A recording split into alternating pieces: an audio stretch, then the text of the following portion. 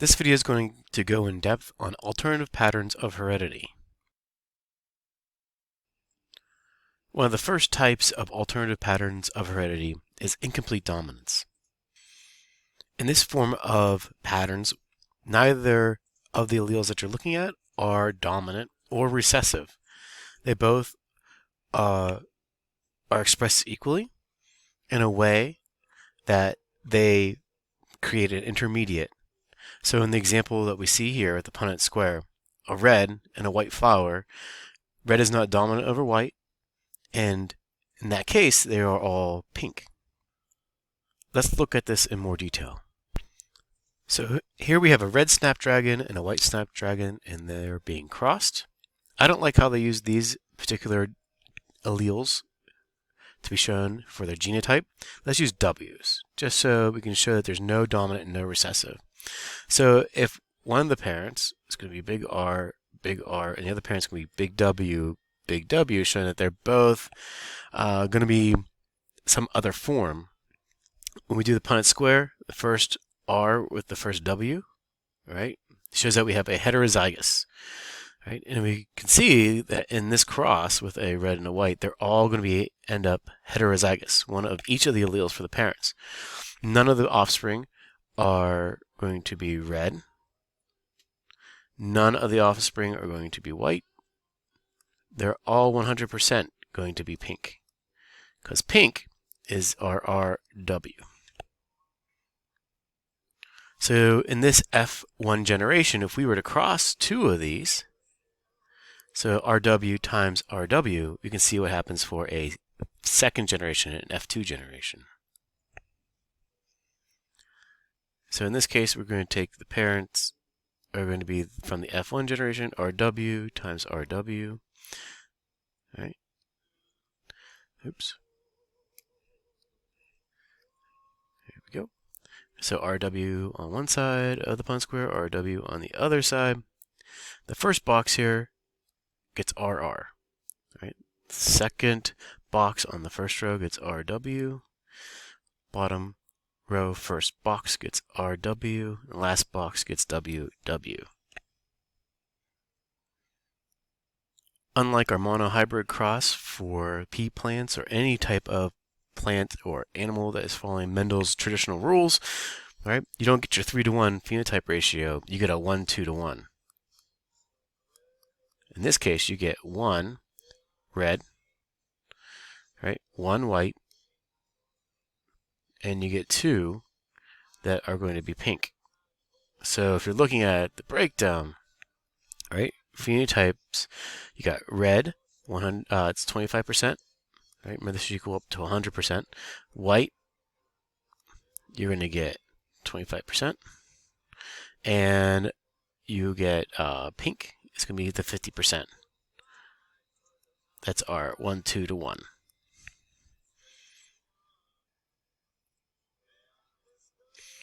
Another pattern that we can see is something called codominance.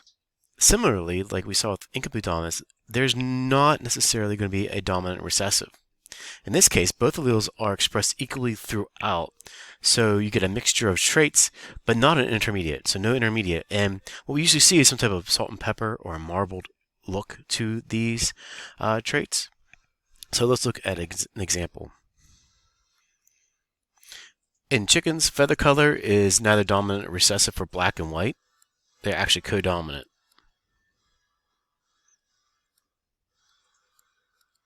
So we need to pick some genotypes here to help us show that. We can use B and W. So if you get a genotype that's BB together, you would end up with a black chicken. If you get a WW together, it's white. And if you get a BW, it will be checkered. A checkered chicken. Right? So black and white, we also call it salt and pepper.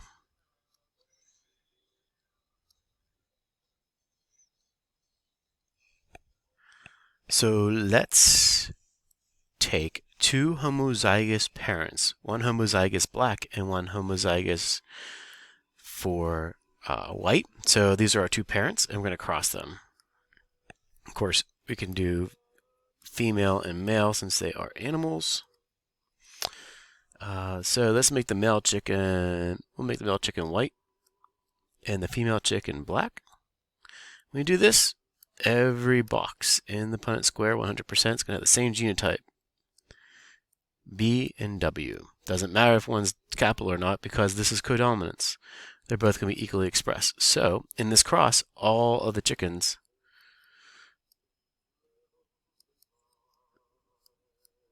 are going to be checkered.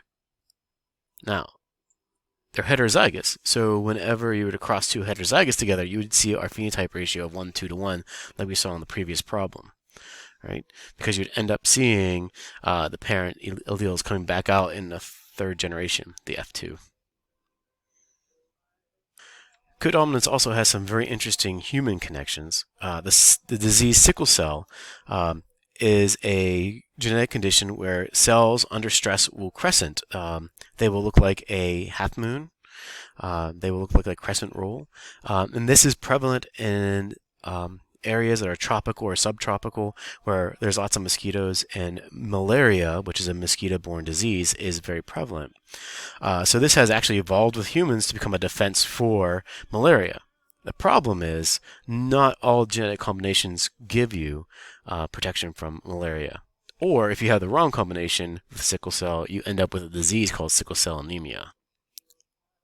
So let's look at the genetics that makes this work as a codominant pattern of inheritance. There's a typical allele that allows a normal blood cell to be circular. Kind of looks like a donut like that. And that combination would be, let's say, let's do N. NN for the alleles. So you get two normal copies of that particular gene.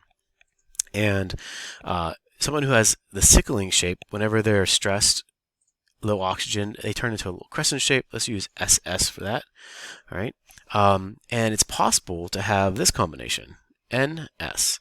And if you have NS, half of your red blood cells will look normal, and under stress conditions, half of them will crescent. And what's interesting is when this happens, right? If you are NN, you have no protection from malaria.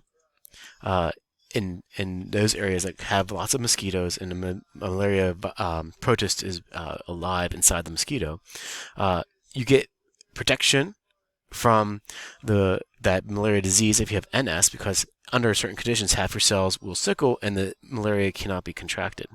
But another situation though is if you have all your cells sickle, that is very, very bad. People who have that disease have a really rough time throughout their whole life. So the advantage is to have the two different alleles. So half your cells will sickle whenever the malaria is present and protect a person.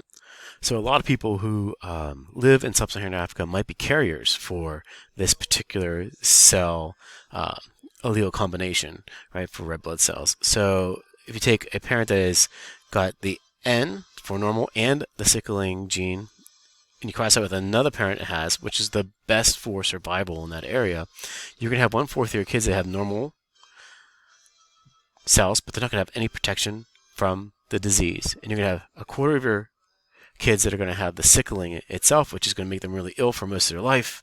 And then you have a half chance of having kids that would have protection from malaria and not get the disease. Those are the heterozygous. So that's a good example for codominance in humans.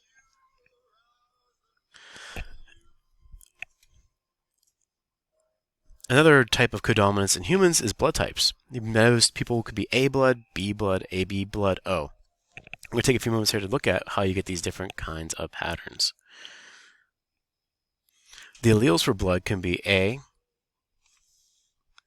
B, or a recessive. And we usually show it like this because they are what we also call multiple alleles.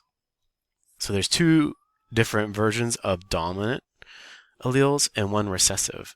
And we usually use some type of superscript to show what's the difference between those types of alleles. So to get A blood, you would have to have either homozygous I with the superscript A or at least one I with the superscript A in the recessive form, lowercase I. To be B blood, right, you'd have to have I with the superscript B with I superscript B be homozygous I superscript B, or heterozygous, at least having one of those I superscript B's, and you'd have a recessive I. If you receive both recessive forms, you're going to be O blood. And we'll get more into blood typing in another video, but that's a good example of multiple alleles. So let's dive a little bit deeper into multiple alleles. Multiple alleles have more than two versions of a single gene. We see this in a variety of animals. We just saw it with blood typing. And here we have a variety of rabbits, and rabbit fur color is going to be depicted by various alleles. We know that alleles are usually one or the other, dominant, recessive. We saw some codominant, and we saw some incomplete dominant. Now we can have more than two alleles for a particular gene, which gives you a wide variety. And we see this with bunny rabbits. And we use superscripts to try and show that, which we showed a little bit with our blood typing. And we can actually plug this in. You can see the difference here between fur colors of various types of rabbits, right? These should be lowercase for albino. Full color is the capital letter, and you got Himalayan and chinchilla. So let's look at an example here. All right, let's take a full color bunny. All right, it's a capital C, and let's make it a carrier for albino, lowercase c.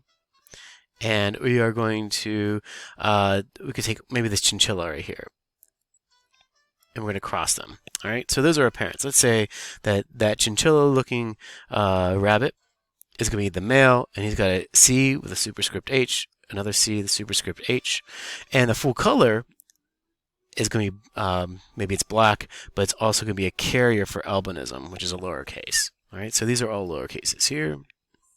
All right, so let's see. In our first box here, we'd have a full color carrier for chinchilla. Right, so this is full color because it's got a capital C. This next one over here, same thing.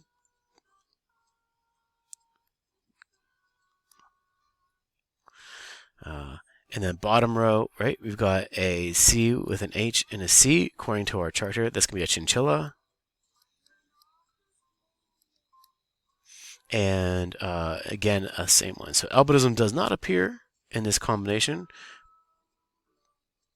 but you can have, as a result of our F1 cross, right, 50% of our bunny rabbits will be full color, and 50% will be chinchilla. Now, we spent some time talking about chromosomes, and this is directly related to what we talked about with X and Y. We know that there are 22 autosomal chromosomes and one sex chromosome that are inherited from each of our parents, right? We know that sex determination is determined by the combination X, X, and XY. And we talked about some of the chromosomal disorders and differences in the past with this. But sex determination is pretty easy, right? So men, or males, produce sperm that have an X and a Y chromosome. And females produce eggs that are either X or X, right? There's no differences there. So this gives you a 50-50 chance of always having a male or a female, right? And we can see that in this Punnett square, right? So here is our female, right? And here's the male sex, right? So that's sex determination. But we can have genes on our X chromosome which have an impact on inheritance as well.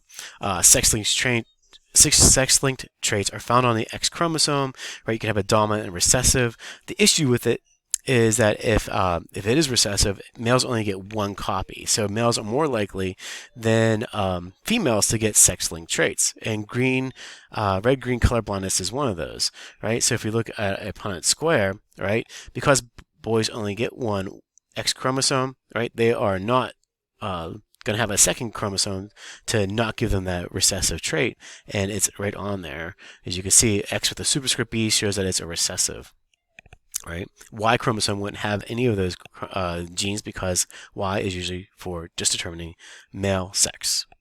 And one of the last things we're going to look at here is polygenic inheritance. Some of our traits are so complex that they require more than one gene.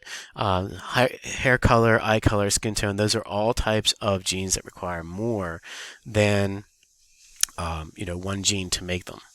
So we call that polygenic inheritance.